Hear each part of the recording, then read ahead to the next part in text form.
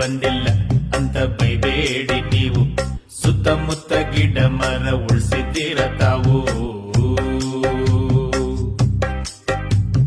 ಬೆಂಗಳೂರಲ್ಲಿ 40 ಡಿಗ್ರಿ ಬಿಸಿಲು, ಆಚೆ ಹೋದ್ರೆ ನಮ್ಮ ಕೈ ಕಾಲು ಆಫು ಬಾಯ್ಲು. ಊರ್ ತುಂಬಾ ಇದ್ದ ಮರ ಒಟ್ಟೊಟ್ಟಿಗೆ ಕಡಿದು ಹಾಕಿ ಪರಿಸರ ನಾಶ ಮಾಡಿಲ್ವಾ? ಎಲ್ಲ ಗುಡಿಸಿ ಗುಂಡಾಂತರ ಮಾಡಿಲ್ವಾ? ವಾರಕ್ಕೆ 1 ದಿನ 1 ಕ್ವಾರ್ಟರ್ ಕಮ್ಮಿ ಕುಡ್ದು 1 ಮರ ಬೆಳೆಸೋಕಾಗಲ್ವಾ? ಕುಡ್ದ ಅದ್ರ ಕೆಳಗೆ ಮಲ್ಕೋಬಹುದಲ್ವಾ?